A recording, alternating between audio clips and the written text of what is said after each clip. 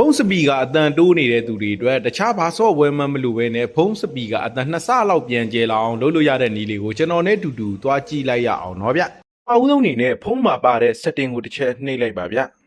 ။နှိပ်ပြီးသွားလို့ရှိရင်ကျွန်တော်တို့ဒီနေရာမှာအပေါ်ကိုဖြည်းဖြည်းလေးတွန်းတင်လိုက်ပါဗျ။တွန်းနေပြီးသွားလို့ရှိရင်ဒီအောက်နားလေးမှာရှိနေတဲ့ accessibility feature ဆိုတဲ့နေရာလေးကိုတစ်ချက်နှိပ်လိုက်ပါဗျ။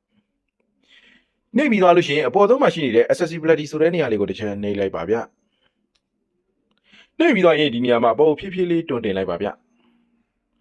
တကယ်လို့ဖုန်းအတန်တိုးနေတဲ့သူတွေက mono audio ဆိုတဲ့ဒီဘေးကခလုတ်ကလေးကိုဖွင့်ပေးလိုက်ပါဗျ။နောက်ပြီးတော့ကျွန်တော်တို့တစ်ခုခုကိုနားထောင်ကြည့်လိုက်။အရင်ကထက်အတန်ပိုပြီးတော့ကျယ်လာမှာဖြစ်ပါတယ်ဗျ။ဒါကတော့ကျွန်တော်တို့အရင်က studio တိုင်းဖြစ်နေတာကို mono ပြောင်းလိုက်တာဖြစ်တဲ့အတွက်ကြောင့်အတန်တကယ်ကိုပိုပြီးတော့ကျယ်လာမှာဖြစ်ပါတယ်ဗျနော်။အားလုံးပဲသွားလုပ်ကြည့်ကြပါဗျ။တကယ်လို့ကျွန်တော်လူမျိုးအစစ်စစ်ဝင်ပြီးမရှာတတ်တဲ့သူတွေက setting တွေကိုဝင်လိုက်ဝင်ပြီးသွားလို့ရှိရင်အပေါ်ဆုံးမှာရှိနေတဲ့ set ဆိုတဲ့နေရာလေးကိုတစ်ချက်နှိပ်လိုက်နှိပ်ပြီးသွားလို့ရှိရင်ဒီနေရာမှာပေါ့နော်ကျွန်တော်တို့ mono audio လို့ရိုက်လိုက်ဒီမှာနော် accessibility လက်ဝါးပုံလေးနဲ့ပြနေမယ်အဲ့နေရာလေးကိုတစ်ချက်နှိပ်လိုက်တာနဲ့ဒီမှာတော့ mono audio ဆိုတဲ့နေရာလေးကိုရောက်သွားပြီဒီခလုတ်ကလေးကိုဖွင့်ပေးလိုက်လို့ရှိရင်ကျွန်တော်တို့အရင်ကထက်အတန်2ဆကျယ်လာမှာဖြစ်ပါတယ်ဗျာနော်အားလုံးပဲအဆင်ပြေကြပါစေဗျာ